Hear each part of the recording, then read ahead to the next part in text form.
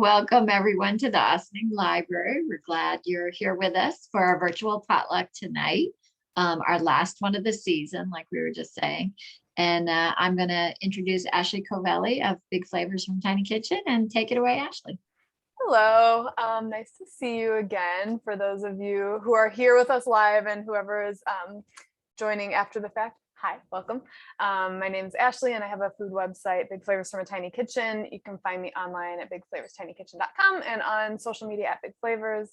And we're gonna make 2 kinds of salsa today and some homemade baked tortilla chips, just because it's easy to make them. And if you keep tortillas in your pantry, it's always easy to just like quickly make some tortilla chips, and it's less greasy, and they're not perfect, but I think that they're delicious, and it's kind of a nice little easy treat to have on hand. So if you're cooking along, we're going to make a roasted tomato salsa from Rick Bayless that I adapted just a little bit from his recipe, and then a mango jicama and black bean salsa. So if you're doing the roasted salsa, preheat your broiler to high. And I know we've talked about this before, but if you have an electric oven with your broiler, you need to keep it hinged open instead of fully closed. That way the heating element will continue to stay on. If you have a gas oven, you can close the door, and most oven doors will let you prop them open a little bit. If they don't, a wooden utensil, like a back of a wooden spoon, like one of these, just nothing plastic, you can just pop it in there and keep it cracked open a tiny bit. Make sure it's wood though. We don't want any fire department issues. For those of you cooking along, you can make the salsa in a food processor, or preferably if you have a mortar and pestle or a molcajete. Sherry, which one do you have? A mortar and pestle? I can't hear you, but thumbs up for mortar and pestle, or on mute. No, okay. So I'm gonna show it that way, but you can totally do it in a food processor. I have some thoughts though on an adaptation, because I've tried it both ways. And when you use a mortar and pestle to smash the garlic and the pepper together, they get like a paste, and the garlic is a little sweeter. When you do it in a food processor, it's a little more like garlicky, which I mean, I like also, but the flavor isn't quite as deep. So I think that you could smash the garlic and chili together on your cutting board first, then drop it in the food processor with the other stuff. I think it'll be like 1 notch above just food processor and 1 notch below mortar and pestle. So broiler safe cooking sheet. This is a half sheet pan. You don't want to use a nonstick one because that coating is not broiler safe. And we're going to add a pound of ripe tomatoes. It's about 4 or 5 plum tomatoes or 2 medium large tomatoes. And this, like, seriously, it's so easy. I was pretty shocked when I found out how easy this recipe was. Oh, and let me pin myself and my second camera. So spotlight and oops, nope, not pin. Hang on. Okay. How do I unpin me? Sorry, technical. Yeah, I forgot about that too. I think it's spotlight, right? Remove spotlight. There it goes. Yeah. No, remove pin. That's what I want. Okay. Spotlight, that, and spotlight. Add spotlight. There we go. There you go. So we're just lining up. Wash your tomatoes if you haven't washed them yet. Lining those up. A jalapeno. This one's a little big. Stop and Shop had like their jalapenos. This was the smallest one. So this is like jalapeno on steroids. And then 3 unpeeled garlic cloves. So you're gonna leave the paper on them. Just pop them right on there. If there's like super, super loose paper, you can peel that off. 2,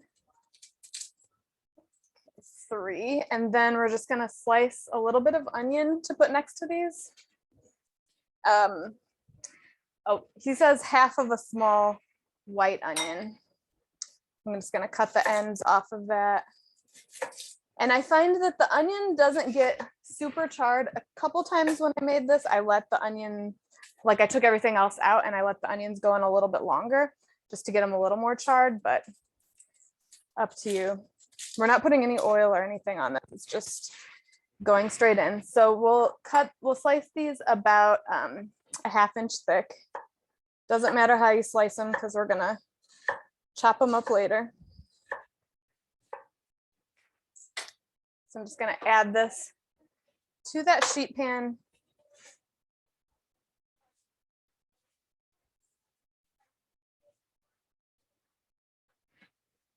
And very difficult, I know.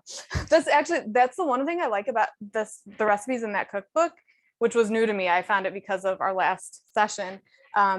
Really simple, approachable recipes. So this is gonna go into the broiler for about 6 minutes till we want the skins on the tomatoes to start being nice and charred, and then we're gonna flip some stuff around. So make sure your rack is right underneath, like the top rack underneath your broiler. Alexa, set a timer for 6 minutes.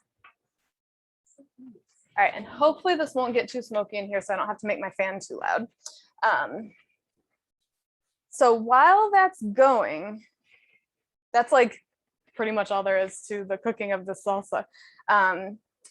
If you're using, you can use canned fire roasted tomatoes also. You would just roast the other things, so the pepper, the onion, and the garlic. And then when you process everything together, you would add the fire roasted tomatoes in. So while we're doing this, I think it would make sense to cut up some tortillas for our homemade tortilla chips. We'll cook them after this comes out because the temperature needs to be a little bit lower on the oven. And this makes, you can make as many batches of these as you want. I tend to like doing 6 of these small tortillas, corn tortillas at a time, fills up a 1/2 sheet pan. You can do 2 pans full if you want. You might want to do them one at a time so they cook evenly, or take them out halfway in between and kind of rotate the pans, because I've noticed, like, if I have the sheet pan too high up in the oven, they tend to curl a lot more. They kind of like reaching up toward the heat, and they kind of cook a little more, a little less evenly. So it's a pretty inexpensive experiment though, because corn tortillas. Ashley, yeah. You said they're corn tortillas. Could you use flour ones? Does it matter? I think you could. I don't know. Most of the time, because you can do something similar with pita to make pita chips. Mhm. I think you might need to look at the cooking time. It might be a little bit different, but and then the one other note I would say, when I was at the store yesterday buying tortillas, I noticed some of them are extra thin. So you might need to, like, it might take a batch to kind of see what the cook time really is on your oven, because if it's more than, if they're thinner, they'll cook faster and they could burn. So I'm gonna just put a little bit of you can use olive oil. I have grapeseed, any type of cooking oil, peanut oil, vegetable oil.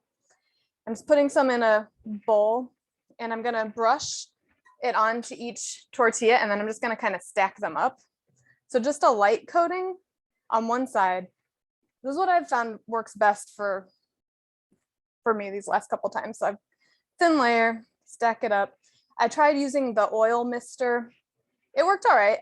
I think this just seems to work a little bit better. And you could totally, we're gonna just do real simple with salt on these, but you could absolutely put some fun seasonings on there. So I found if you do them like this, 6 of them fit on your sheet pan. You can cut them all at once and just kind of lay them back out on the pan. And it already, I don't know about you, Sherry, my house already smells like salsa. It smells so good. That's like my favorite part of eating at a Mexican restaurant, is I fill up on chips and salsa, and then I have a lot of leftovers. Like, I'll eat like a part of my meal, and then I'll have lunch for the next few days. So once you've got your stack, you can just cut them in half once, and then you can kind of go like a pizza. I like cutting them into like 6 pieces each, so in half 3 different times. But if you like them a little smaller, you can do 8. And then I'm just gonna like kind of play Tetris and lay them out on the sheet pan. So, and a single layer. So let me see if I can get a better view on that for you. Like this. So I'm just spreading them out so they're not touching each other. And then we'll sprinkle with a little salt. This was like a very scientific testing I was doing with these recipes. I tried kosher salt and I feel like it was a little too chunky and it didn't really adhere too well. So I like using a more fine grain salt if you have it. Otherwise you might need a little extra salt in order to get them to really stick. Just by my experience with it. My son has been loving these though. And it's pretty healthy. If you're buying store-bought tortilla chips, they're usually deep fried. So if you can make it a little bit healthier and not really impact the flavor so much, I figure why not. Although, and I will say, if you're gonna buy tortilla chips and you want them to stay fresh longer, I found that there's a brand, it comes in kind of like a paper bag that's lined with plastic. It's not like the Tostitos or any of Tostitos, is that right? It's not one of those brands. It's more of like a restaurant style brand. I find that those tend to stay fresher in the bag longer if you keep them sealed after they've been opened. So again, it could be like the humidity in my house, or there's all sorts of variants that could be causing that. So I also tried flipping. Ooh, my tomatoes are popping over there. Flipping the chips versus not flipping them. I found that I don't need to flip them really. But again, if you look in your oven, it's browning them unevenly. You could change that. So I've got oiled, spread out, and then I'm just gonna sprinkle them with like a 1/4 teaspoon. This is a fine grain. It's a Himalayan pink salt. It sounds fancier than it is. It's just kind of like the texture of table salt. Oh, hang on. Alexa, stop. We're gonna flip the charred veggies. So I'm gonna move them over so you can see what they look like.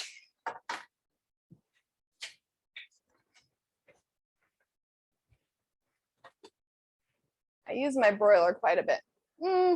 Mine aren't quite brown enough yet. You can see like a little bit of charring on there. But I want to let them get a little bit more blistered. So put it back before we flip them.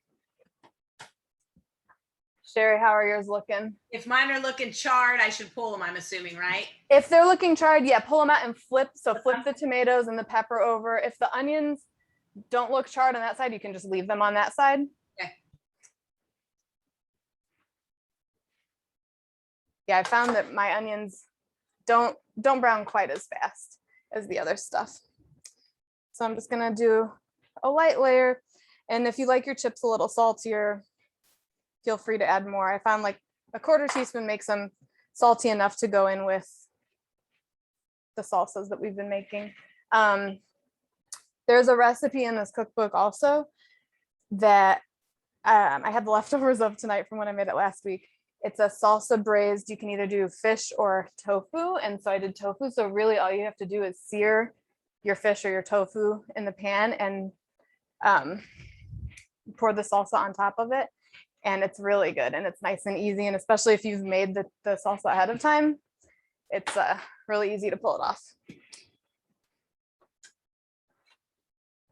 All right, so mine are looking a little better. Gonna flip them over.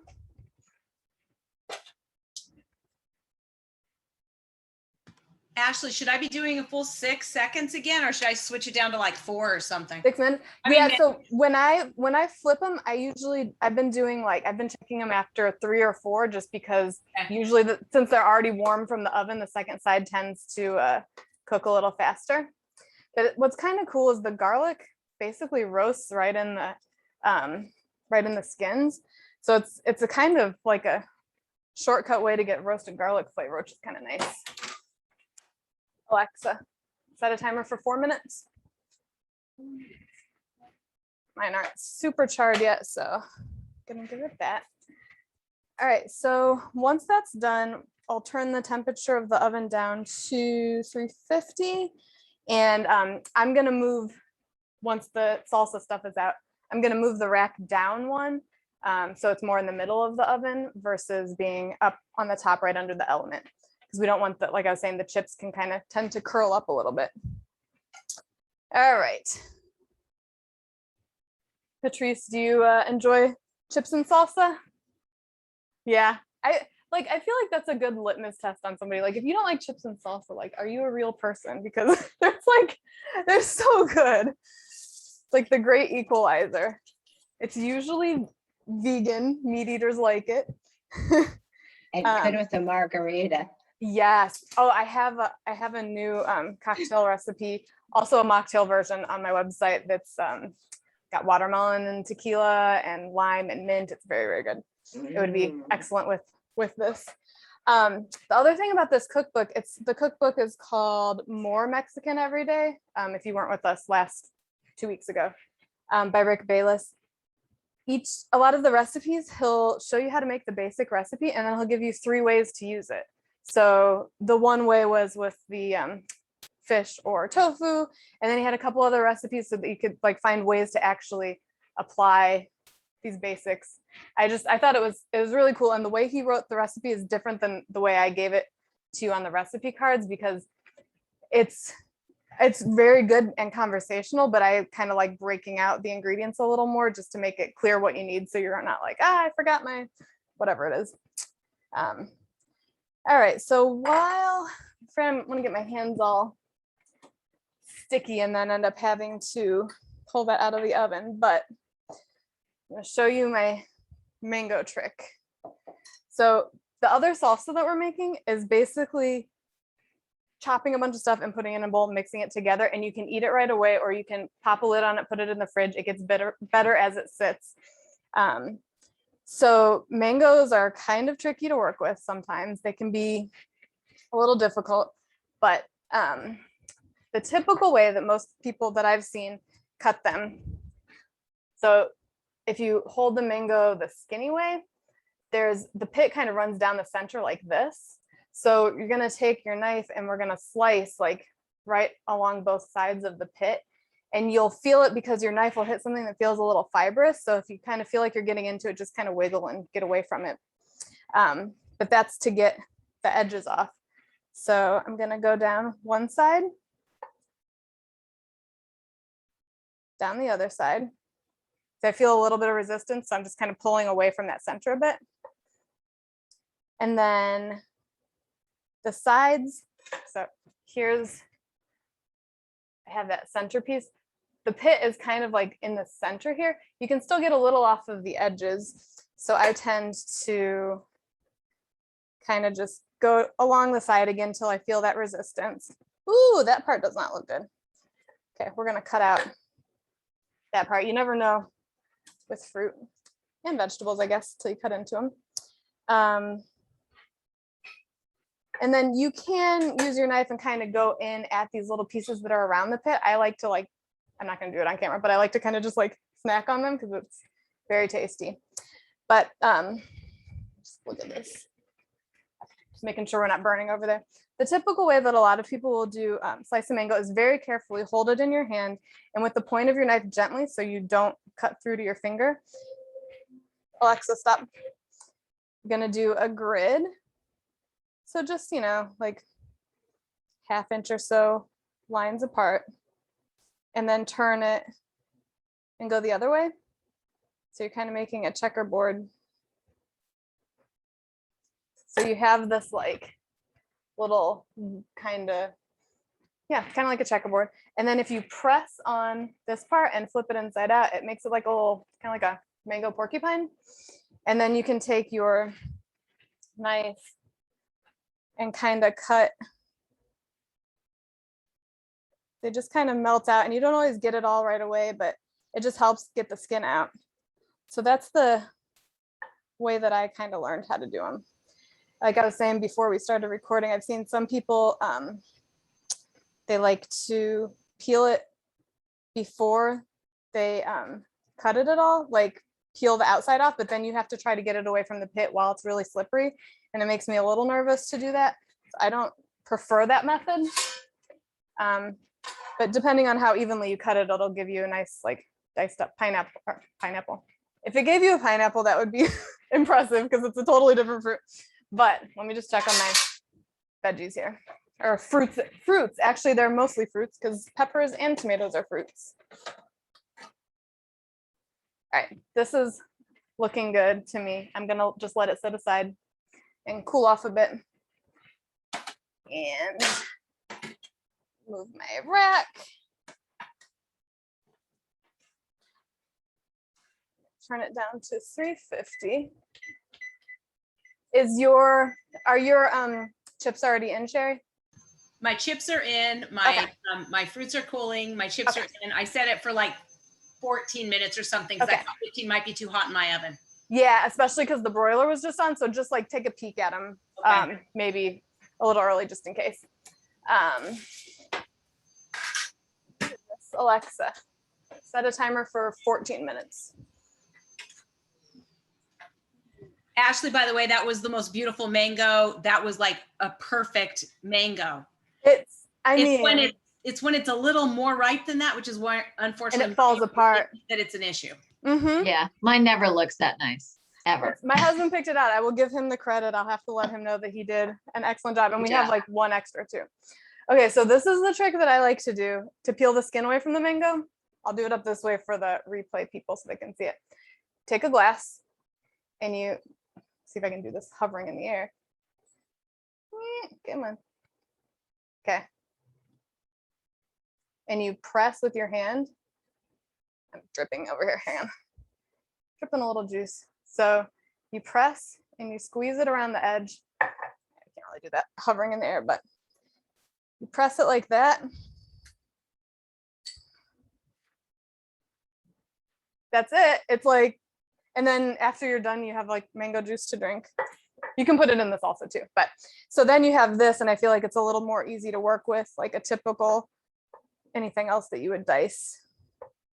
And you just kind of slice it up like that. Again, you just want the pieces to be consistently sized. It doesn't really matter. I actually probably should have cut it maybe a little bit smaller for the chips, but going crazy today, it's fine. So then these little end pieces, this bowl in the way. Small kitchen problems. A little bit better. Okay. So for these end pieces, I lay them skin side down and I just kind of press the knife down to pull the skin away from it. And then if there's any little residual pieces, I'll take those off. Yeah, so that's the way that I like to peel mangoes. I feel like it goes a lot faster and you don't have to do the whole like porcupine, which is cute. I mean, sometimes I'll cut a mango like that and just give it to my son to snack on, like all turned out inside out like that. But I don't know, there was something the first time, I can't remember where I saw that. And I just thought that's the coolest thing. And anytime you can make a kind of annoying kitchen task a little bit easier, especially with stuff you already have at home, I feel like it's a good thing. So I'll do one more. These are really big mangoes, so 2 might be enough, but this one, the pit felt a little bit bigger. So like you can kind of see like it gets a little more white right there. That's like a real fibery pit piece. And then like I said, the other type of mangoes, I don't remember how to pronounce it. Sometimes they're called champagne mangoes, affluato or something like that. You'll find those. They're a little smaller, so you may need an extra 1 or 2. And this I like using canned black beans. You could really, I mean, you could change up the fruit. You could do like some mango, some pineapple. I've served this salsa just as is, chips and salsa style. I've also done it with like spooned over fish or chicken, just to like, you know, you can take just kind of plain cooked whatever and just make it a little more interesting. And the stuff gets better as it sits in the fridge for a few days. So I feel like it's a nice thing to keep on hand, especially you don't have to cook. So you could even like buy grilled chicken from like a lot of grocery stores have like like at the deli kind of area, they'll have like grilled chicken and you don't have to heat up your kitchen at all. Just add your salsa on there. It's also really good on I made tacos with tofu and black beans, even though there's black beans in it, like the black bean salsa on top was really nice with the mango. All right, so I'm gonna do this again. So once it's down firm, it's a little easier, but you just kind of press at the edge. And you just, I think, looking for a glass that's, oops, I missed the end piece there. Looking for a glass that's a little wider, I found is easier than like a more narrow glass if you have it. You could probably use a bowl also. Ah, look at that. That last little piece didn't want to work, but.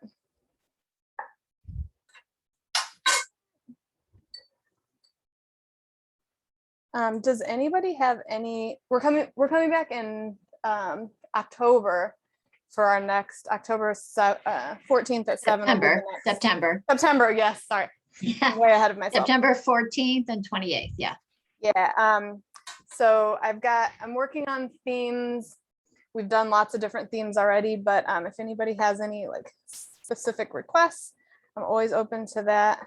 I know the only one I know for sure that I want to do is like a brunch or like breakfasty one, because I mean, I'm a fan of breakfast anytime, any day. But I do have to say this program has been such a fun way to like find new cookbooks and just like get more inspired in the kitchen, because it's easy to get stuck in a rut, especially like we've all been home for quite a while at this point. Like cooking day in and day out can get a little annoying or boring. And this whole virtual potluck program kind of helped me realize that there's a lot of really interesting stories in a lot of cookbooks. It's not only recipes, like there's some really interesting narratives in a lot of them.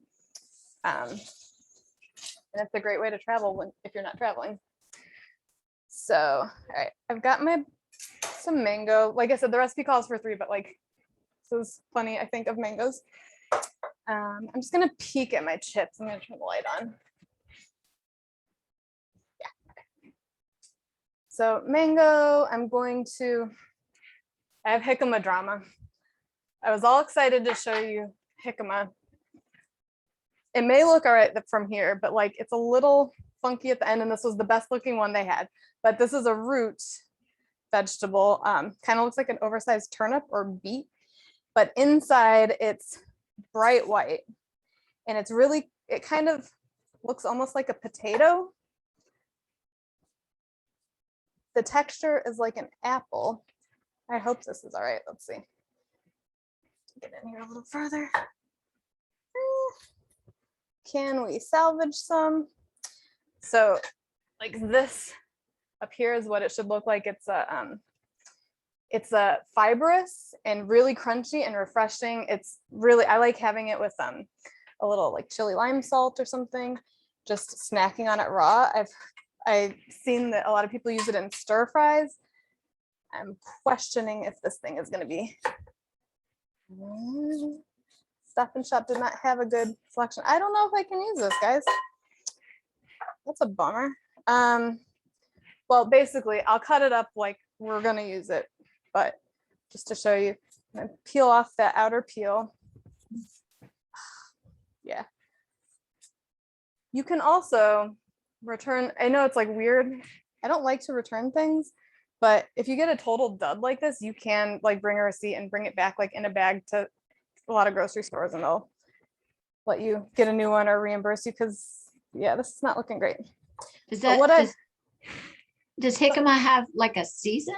Do you know? Like, is it? That's a good question. I thought it was a summer thing.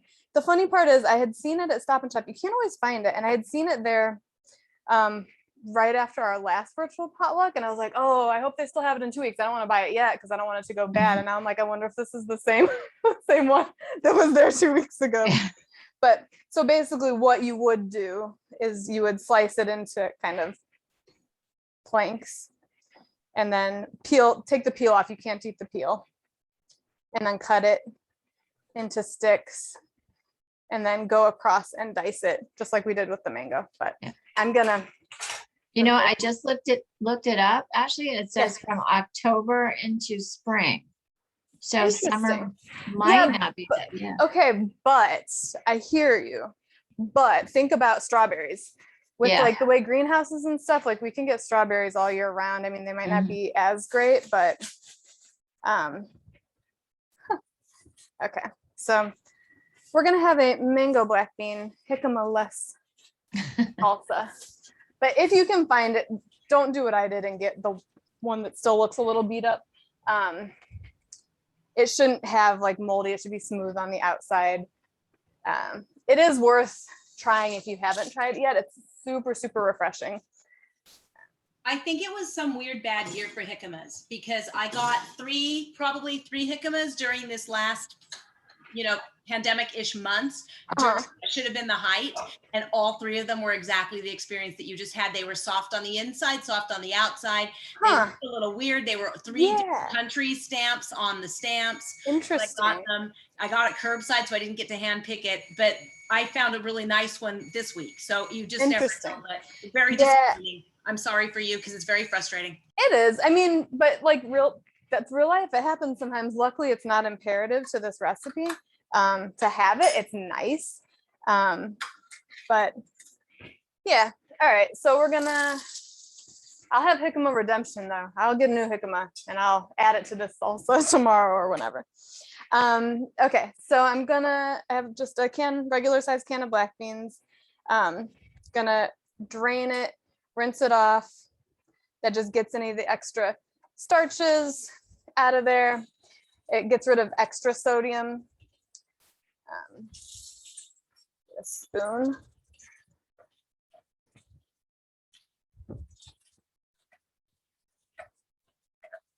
We eat a lot of black beans.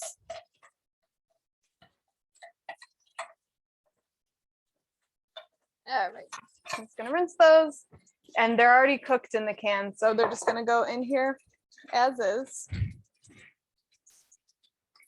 I just kind of rinse until the water is clear instead of looking kind of black bean colored and isn't quite so foamy up on top.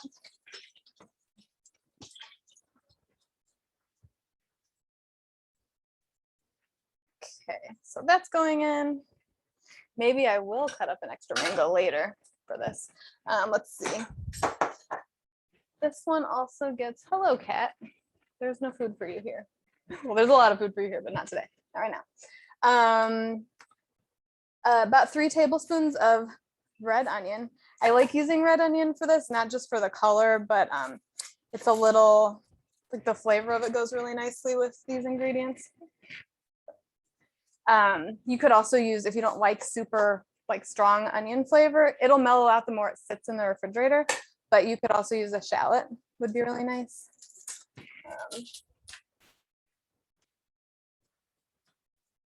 Almost there, just making sure my chips were looking all right. Or did yours come out, Sherry? Your chips? They're still sort of too pliable, I think. Okay. They don't feel crunchy. Yeah, it's like that last few moments between like almost getting there and golden brown and then like very brown. It's like kind of a little tricky to watch, but I don't like gambling, but sometimes you got to gamble a little bit with that if you decide to multitask and take your eyes off of something. Like some people say don't ever look away when you're like making garlic bread or something in the oven, because you don't want it to burn, and like the second you look away, that's when it'll burn. So, ooh, these are extra slippery today. So I'm just kind of cutting these small. You could do super thin little like half moons if you wanted.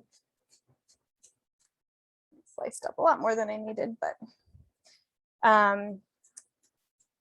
I think this would also be really nice with like shrimp tacos. I think would be good, like the tropical flavors with seafood I think work really well, or like fish tacos. Actually, Brothers Fish and Chips here in Ossining, they do a mango, they do, is it pieces of mangoes on their fish tacos, and it's so good. All right, so I think that's plenty. Using my little scoop with the sides. I'm just gonna add that to the bowl. I don't trust these tortilla chips right now. Oh, Alexa, stop. I was like, oh, what happened to my other? Sorry. Apparently, if a phone call tries to come in, even though I had it on Do Not Disturb, it's sideways now. Sorry, I will fix that in just a moment. Hi, Chris, welcome. So there you've got the Hi, nice to be here. hello. So we've got Hi, the Ashley. baked chips. Sometimes they'll get a little crispier after they're out of the oven for like as they sit. I've had occasionally where if I take them out before they're totally brown in the middle, it's like a little bit chewy. So don't judge them based on their right when they come out. They just might need a moment. I'm trying to see if I can get this to turn back sideways. Hang on. Come on. There we go. Okay. All right, so we're gonna go back to the other salsa now, the roasted one. So at this point, our tomatoes and everything should be cool enough to be able to handle. So we got to peel some skins off and stuff. Just gonna wipe the mango juice off of here.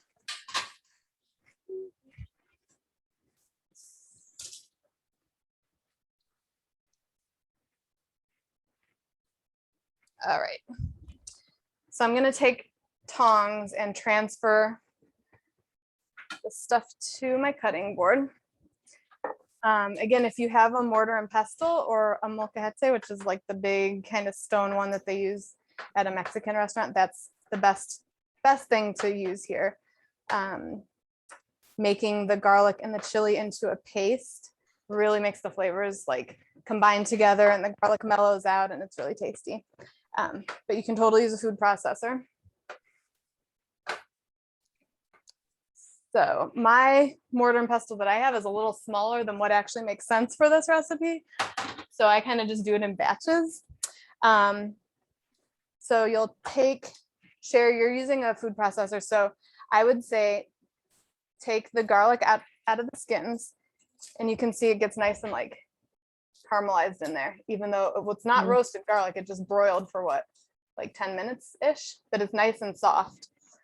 So I would say for you, Sherry, take that, roughly chop up the jalapeno with the seeds in it and everything, and just kind of start chopping and smashing it together on your board. I'm gonna mash them in the mortar and pestle into a paste. Roasting the jalapeno kind of makes it a little more mild too, I feel like, versus a raw jalapeno. So I'm going to this. And he said, Rick Bayless said in this recipe that it takes a little patience and a little time, but it's worth it if you can kind of like make it into the paste and do it like this. So I'm just going to kind of tap down to get everything to start to collapse. And then just kind of rub it. The texture, the rough texture from the inside will kind of break down everything and it'll make it start going into a paste. So the more we work it around, the smoother of a paste it'll be and the kind of sweeter the flavors will be. It does have this salsa does have a little kick, but I don't think it's too bad. My son is 9 and he liked it. And then also what was in the recipe notes too, you could use a can of fire roasted tomatoes instead of roasting them in your broiler. But like if you're already broiling the other stuff, it's pretty easy to do it. But if you're looking for a way to get, like you have a can of fire roasted tomatoes and you want to figure out how to use them, it's a good way. All right. So I'm just gonna do that and then share the rest of the stuff. You can put it right in your food processor, like scrape this out into your food processor since it's on your cutting board. And then we're gonna peel the skin off of the tomatoes. So since they're nice and blistered, it really just kind of slides right off. And what I found with using a mortar and pestle that he doesn't mention, it's very hot inside of this tomato that's been broiled. So I like to kind of break it a little bit with my, see that? Break it a little bit first so you're not like smashing boiling hot tomato juice out. and just kind of start to crush it. So the more time you spend doing it with this, the smaller the pieces will be, the smoother the salsa will be. Again, since mine's really small, I just do like 1 or 2 tomatoes at a time, and then I transfer it to a bowl. For the food processor, you just pop all that stuff in there and let it go until it's whatever texture you like. I know some people prefer a more chunky or a more smooth. So I'm just gonna, as I go, spoon, just kind of scoop bits out and put it in here. And for those, I know we had some just join. This recipe is from Rick Bayless's More Mexican Everyday Cookbook, and it's what follows is a couple different recipes for ways to use it, and one of them is a salsa braised fish or tofu. And I made it with tofu. I think fish would be great, like a white fish. I made it with the tofu, and it was really, really nice. And the salsa is pretty easy. It's just, this honestly is the most time consuming part of it.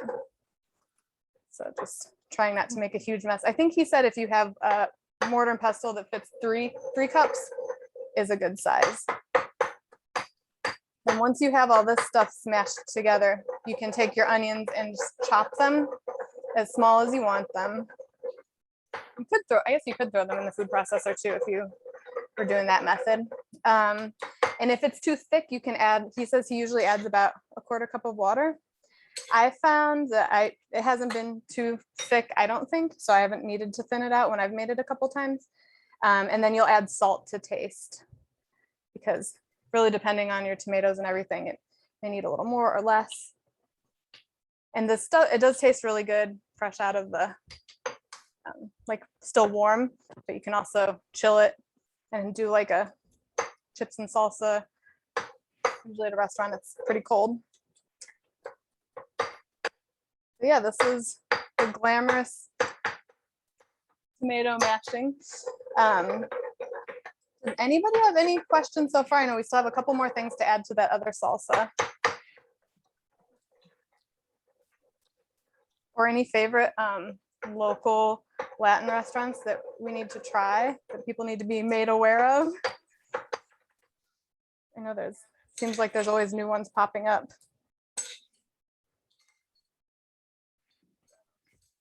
I'm gonna do one more of these tomatoes, and then we'll go back to our other, or I'll cut up the onions.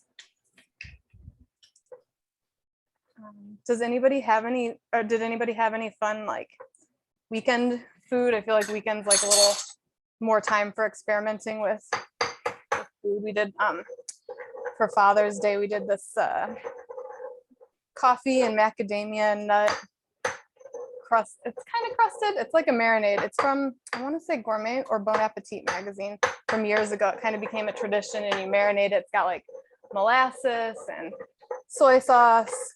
You marinate it and then you grill it. And this time I used smoked maple syrup, and my husband also smoked it on the grill. It was so, so good. So this is, I mean, I'm gonna add some more, the other 2 tomatoes, but you know, I like a nice chunky salsa, but whatever texture you prefer. Ashley, where did you get macadamia nuts, completely aside? I buy them at BJ's Wholesale Club because they're a lot less expensive. You can get them at regular, I've seen them at Stop and Shop, Acme. But yeah, I like nuts, I find are one of the best deals if you have a Wholesale Club membership, just because they're so expensive. Like we do peanut butter, like we make our own peanut butter. And so I'm just kind of roughly chopping the onions. These were roasted in the oven or broiled. Yeah, you can get like pretty good deals on nuts. Just make sure, like, depending on what you're doing with them, pay attention to if they're already salted. Because I know sometimes you want salted nuts, sometimes you don't. But I feel like macadamias are almost always at least a little bit salted. I don't know that I've ever seen them not.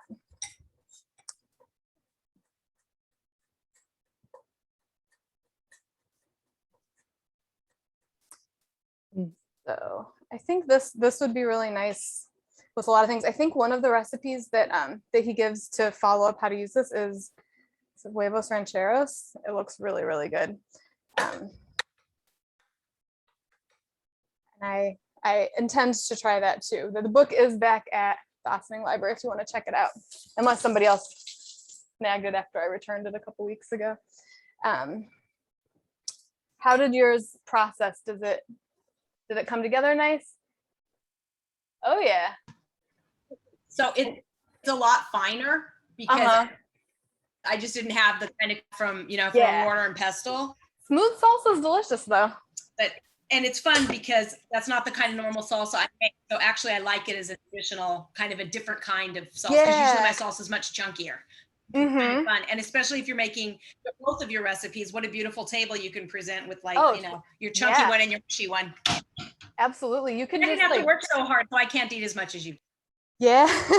And you could totally do like make some salsas and then just like grill meat and have tortillas and just like slice up whatever chicken, beef, tofu, whatever you like, and just make different tacos and top them some sweet, some savory. I think that would be really good. So I'll smash the other 2 tomatoes after because it does take a bit, and I think everybody gets the point of smashing them.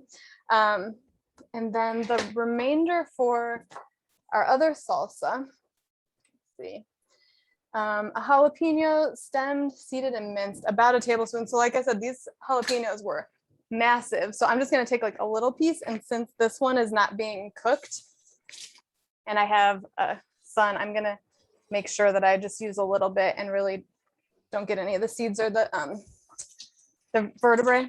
Remember, they not vertebrae, that's the back membranes. That's where the heat lives.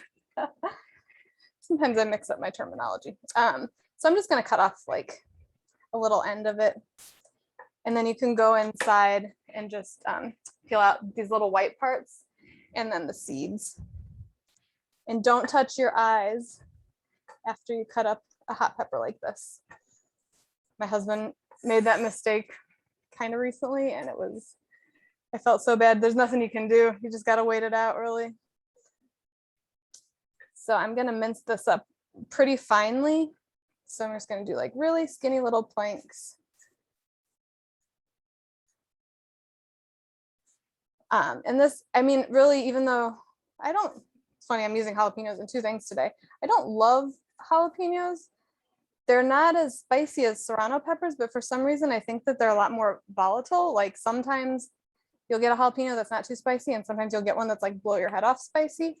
And serrano peppers I find to be a little more consistent. So I tend to go for those more often, even though they're technically hotter, like on the Scoville scale, which is if you aren't familiar, that's the scale that they rate the spiciness of peppers. And if you ever want an entertaining thing to watch, there's a show on YouTube called Hot Ones, and it's this interviewer, he interviews celebrities, and he's a great interviewer. He does really in-depth research to ask really, really interesting questions. Each question is paired with a hot wing, and they start mild. It's 10. They start mild, and each one gets spicier and spicier. And the questions get spicier. So they start out with these easy questions, and they're eating a wing, and it's fun and whatever. And then they start sweating, and it's very entertaining. They've had some really big celebrities on there. It's a fun one, and it's interesting. Like Gordon Ramsay was on it; he could not handle the heat. It was very funny. But he's interviewed like actors and musicians, and so I'm just rinsing off some cilantro. You just need about a 1/4 cup. The amounts on this recipe are there are guidelines, but you can always add more or do a little less, change things up. Like I said, I think it would be fun with another type of fruit like pineapple. I mean, honestly, peaches would probably be really nice in there, like really ripe summer peaches. Bummed about the jicama. Chris, I think you missed. My jicama was not good. I cut into it and it was pretty gross looking. So we're having a jicama less salsa, but should you ever, if you haven't tried it, I'm sorry. I don't know that I've actually used jicama, but I've seen it in the store and it looks pretty sturdy, like, Yes, which and is so it would seem to me that like it would be a big surprise for one not to be in good shape. uh-huh. Sherry was saying she noticed that a couple times this year too. She had some weird luck. So we're thinking maybe something's going on in the jicama world lately. But it's, yeah, I'll show you. I like put it back in a bag. I'm gonna tell Stop and Shop I need a new one. It didn't look great from the outside. It was looking a little like funky, but when I cut into it, it should be all white in there. It was like all brown, and the skin is really papery. It should be smooth. Like I had a feeling it wasn't going to be great, but it's like that didn't look. Once you get past this like inner part, it should be nice and white inside. But it's crispy. The texture is kind of like sorry. Go ahead. Oh, well, the texture is kind of like a potato or an apple, like really crispy like that. And it doesn't have a strong flavor at all. We're gonna do about a teaspoon of lime zest and a tablespoon of lime juice. And I saw something on Instagram the other day. I'm gonna try it. This was, so to zest, like, you know how you usually just kind of go like this? I saw somebody at a restaurant, he took it and I haven't tried it yet, so we'll see. He kind of rolled it this way. So from here to here, instead of kind of back and forth. So let's see if this, and it like got a ton of zest off. Well, he had more practice at that than me, but.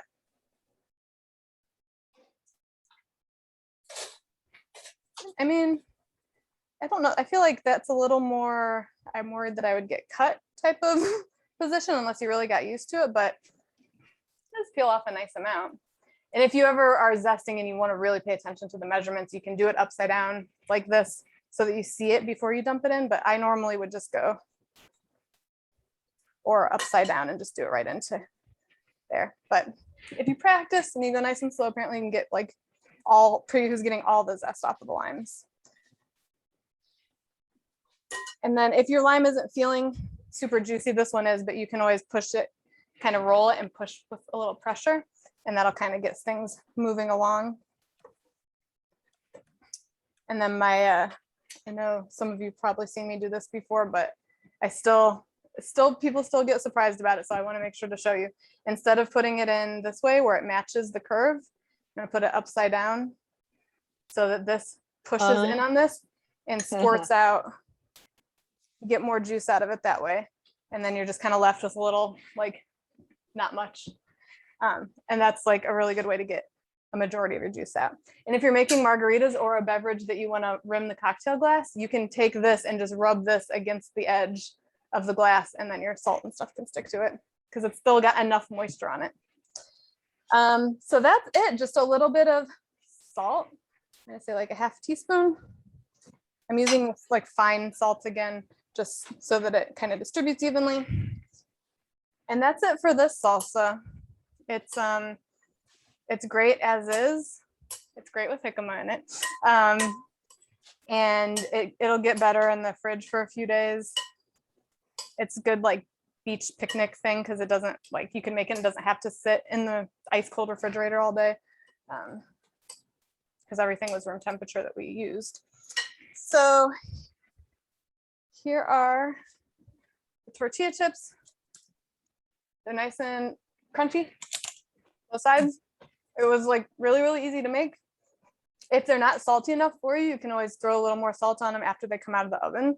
But I think like the more times you make them, you'll kind of find what feels like the right amount of salt for you. But that's it. We've got 2 salsas. I'm gonna figure out what I'm gonna make with these tomorrow for dinner because I already ate tonight. Does anybody have any questions, comments, concerns? Just that looks great. Yum. Nice crunch It's on really the good. tortillas. Yeah, that's the thing. great. Like, yeah. People think that baked tortilla chips can't be that good. Yeah. You can get them nice and crispy. I think it's important not to oversaturate them with oil because you're baking them and then they might just not crisp up. But that's why I like doing the brush method if you can. Mm-hmm. Okay. Yeah. Oh, I can't wait. Yeah, that's good. Yeah. Cool. Right. Thank you guys for Um, joining. Yeah, thanks everybody. And thank you, Ashley. That was fantastic. And Thank so you. we're off for the summer. But we're back on Tuesday, September 14th at 7 o'clock. So keep your eye out for on the calendar, for emails, on the lib guide. So, Yep. And but I was just gonna say, I put all of the, because I have a couple events over the summer that aren't with the Ossining Library, but that's the link to the page on my site. I put all the programs I do with Ossining and other people, just not private ones, on there if you ever want to keep up also. And yeah, lots of fun summer recipes coming. Chris, were you trying to say something? Yeah, a mini mention, because of that topic with the jicama came up. The other day I noticed online that there are some people who have developed special sensors to pay attention. They're able to read the ripening process of fruits and vegetables. So that in terms of Interesting. the whole supply chain, that, wherever it is, and of course to get to the supermarket and for them to figure out. So in other words, they can, use these sensors to say, oh, we should get this box of whatever out. Interesting. Yeah, so that's a really, to the extent that that could work, that could be Yeah. a big plus. And so hopefully, jicama and other things will be in good shape. Well, yeah, and that seems like it would be really good to help cut food waste, because I mean that's a huge problem, I'm sure. Yeah. And if you've ever seen at most grocery stores, kind of in the back of the produce section, they'll have a little cart. My friend calls it the pick cart, but it's like produce that's maybe cosmetically not as great, although the jicama should have been in there, was not. But I found some bell peppers in one last week. Beautiful, those aloha peppers that are like variegated yellow and red, that are like $4.99 a pound or something like that. And like the whole pack of those, 2 of those and 2 other bell peppers, there were no blemishes. I don't know what was wrong with them. Maybe they're just too many. And it was like $2. So you can find some good deals there too. But a lot of times that stuff you need to use like right away.